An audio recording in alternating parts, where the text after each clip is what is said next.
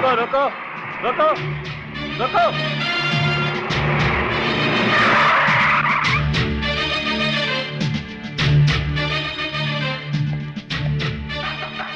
चलो नीचे उतरो। चलान देखिए साहब और अपना डंडा उठाइए। तुम पहले नीचे उतरो।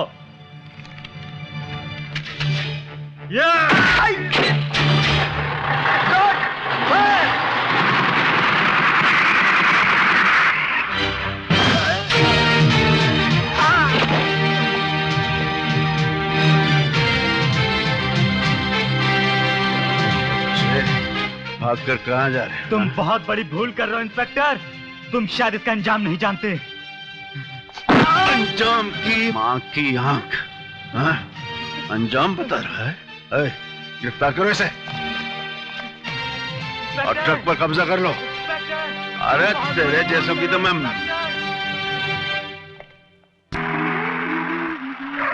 यही है वो लड़की। चल उठा ले फिर। ये क्या बदतमीजी है?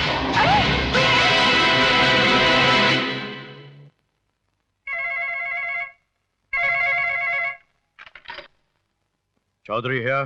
हिंदुस्तान गुलाम और हम आजाद। कौन हो तुम?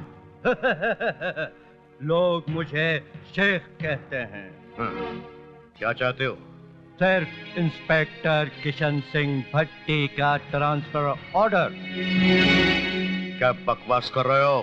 बकवास नहीं कमिश्नर, तुम्हारी बेटी हमारे कब्जे में है। You bloody bastard! I'll kill you! Hindustan गुलाम और हम आजाद।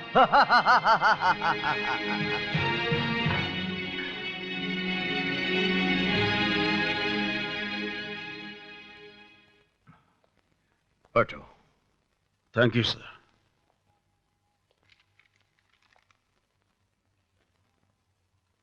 कमबख्त शेख ने मेरी बेटी को किडनैप कर लिया है किशन। क्या कह रहे हैं सर? और शर्त रखी है, अगर तुम्हारा तबादला यहां से न कर दिया गया तो वो लोग मेरी बेटी को जिंदा नहीं छोड़ेंगे। नहीं सर, ऐसा नहीं होगा। मैं ऐसा नहीं होने दूंगा। हरगिज़ नहीं होने दूंगा।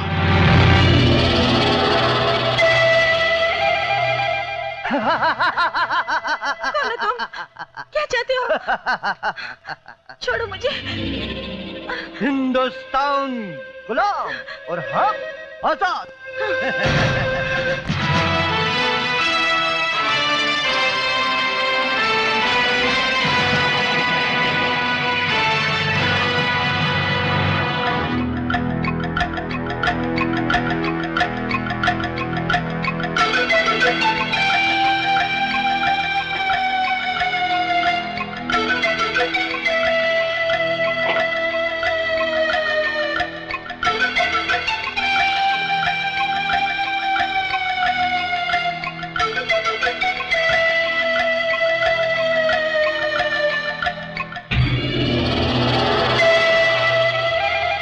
अपने आप को छुड़वाने की खातिर क्यों इस नाजुक बदन को तकलीफ दे रही हो?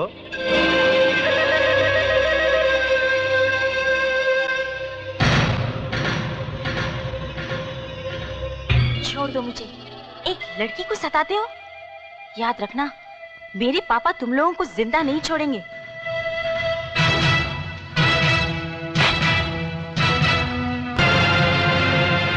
आखिर मैंने तुम्हारा बिगाड़ा क्या है?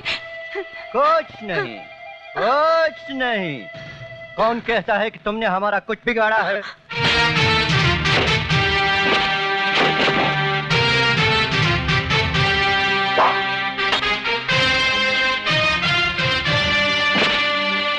उधर तुम्हारे पापा इंस्पेक्टर भट्टी के ट्रांसफर के ऑर्डर दे दे, इधर हम तुम्हारी रिहाई के ऑर्डर दे देंगे।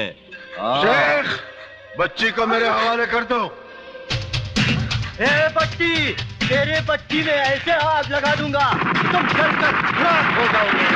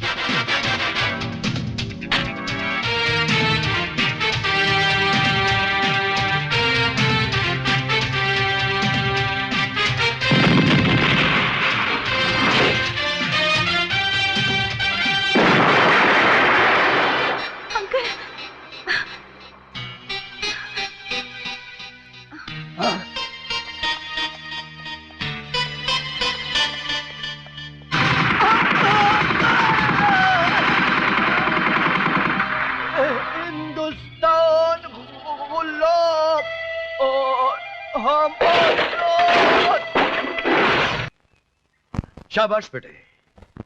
एक ऑफिसर होने के नाते तुम्हारी इस बहादुरी पर तुम्हें मुबारकबाद देता हूं, और एक बाप होने के नाते मेरी और मेरे रुतबे की इज्जत रखने के लिए तुम्हारा शुक्रिया अदा करता हूं। कृष्ण, अब तुम कहीं नहीं जाओगे, यहीं रहोगे मेरे पास। थैंक यू सर, लेकिन मैं अब यहां नहीं रहूंगा। यहाँ एक ईमानदार पुलिस ऑफिसर की कदर नहीं, वहां रहकर क्या करूंगा? ठीक है, जाना चाहते हो जाओ, लेकिन मेरी एक बात सुन लो।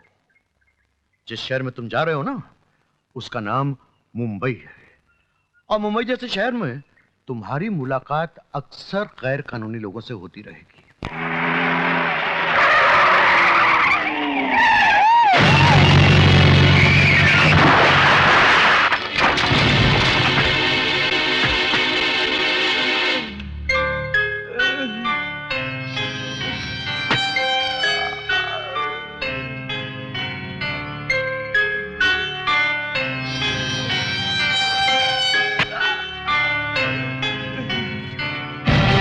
मुझे माफ कर दो मालिक, मुझसे बहुत बड़ी भूल हो गई है। इस बड़ी सी भूल की छोटी सी सजा तो होनी चाहिए ना। अपने संगोछे से मेरे पैर की चप्पलें साफ कर ले।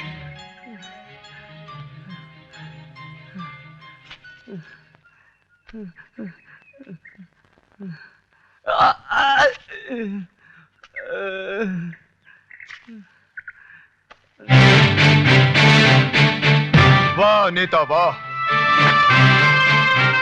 नेता का चोला पहनकर देश को नंगा कर रहा है। शर्म कर, शर्म कर।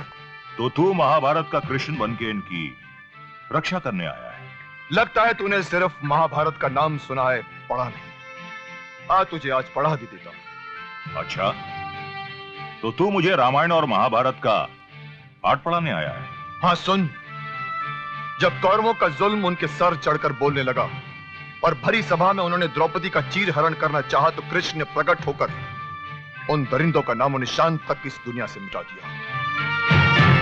अब भी वक्त है, सुधर जा, वरना यह देश तुम जैसे मंत्रियों के रहते फिर किसी का गुलाम बन जाएगा। देश? अरे ये देश वो लंगड़ा घोड़ा है जो हम जैसे मंत्रियों के पैरों के सहारे चलता है। हाँ, और तुम जैसे मंत्रियों के पैर घूस के सहारे चलते हैं। तुझ जैसा मंत्री देश को क्या चलाएगा, क्या सहारा देगा? चला जा, वरना तो हम तुम्हें बताएंगे नौजवान, देखेंगे कि तुम्हारे खून में कितना उबाल है। एक बात याद रखना मंत्री, मेरे खून के उबाल को मापने की कोशिश मत करना, वरना तुम्हारे वरना के साथ साथ तुम्हारी हड्डियां भी गल जाएंगी, समझे? अरे तू मुझे क्या समझाएगा? समझाऊंगा तो अब मैं तुझे।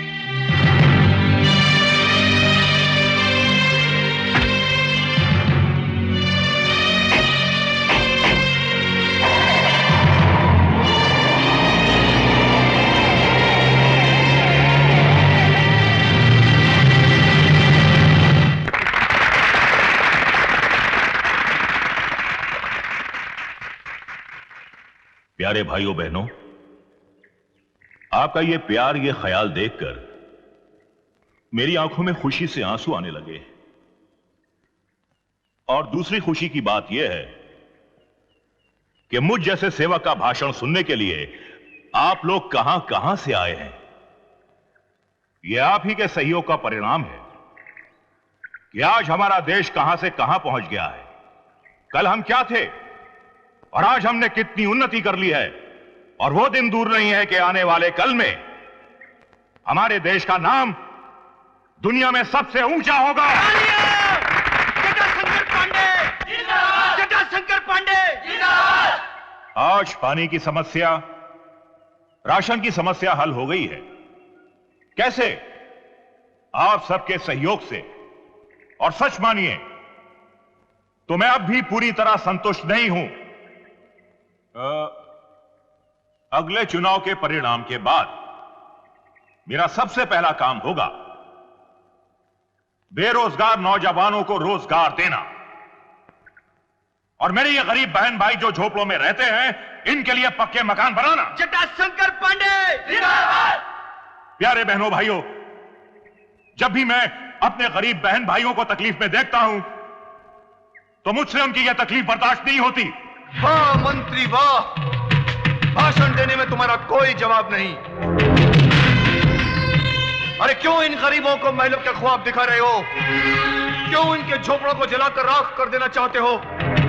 गरीब लोगों को अपनी गाड़ियों में बिठाकर उनके जख्मों पर मरहम लगाने के बजाय नमक लगाकर कब तक बेवकूफ बनाते रहोगे तुम इन लोगों को? अरे जिस्म पर लगे घाव तो भर जाते हैं मगर दिल और दिमाग पर लगे घाव कभी नहीं भरते मंत्री। कब तक इस भोली भाली जनता को अपने जान में फंसाकर इनके रगों में बहते हुए इनकलाब के खून को पानी बनाते रहोगे तुम? भाइयों, देखा आपने, लगता है इस गुंडे को विपक्षी दल ने हमारी सभा भंग करने के लिए भेजा है। इंस्पेक्टर मुंह क्या देख रहे हो? उठाकर बाहर फेंक दो इसे। अरे चुनाव से पहले बहुत लूटा है मंत्री तुमने इस भोली भाली जनता को, और इनके पास ऐसा कोई रास्ता नहीं, ऐसी कोई अदालत नहीं जहां तुम्हें खदेड़ कर ला सके और पूछ सके कि क्या हुआ उन वादों का जो तुमने जीतने से पहले इनसे किए थे। ले जाओ ऐसे। अरे मेरी एक बात कान खोलकर सुन ले मंत्री, तुम्हारी असलियत जानने के बाद ये लोग तुम्हें वैसे ही खदेड़ देंगे जैसे विदेशियों को इस देश से खदेड़ दिया गया था। याद रखना मेरी बात, याद रखना मंत्री, याद रखना मेरी बात, याद रखना। अरे बैठो भाई, विरोधी दल का आदमी आपको भड़का रहा है।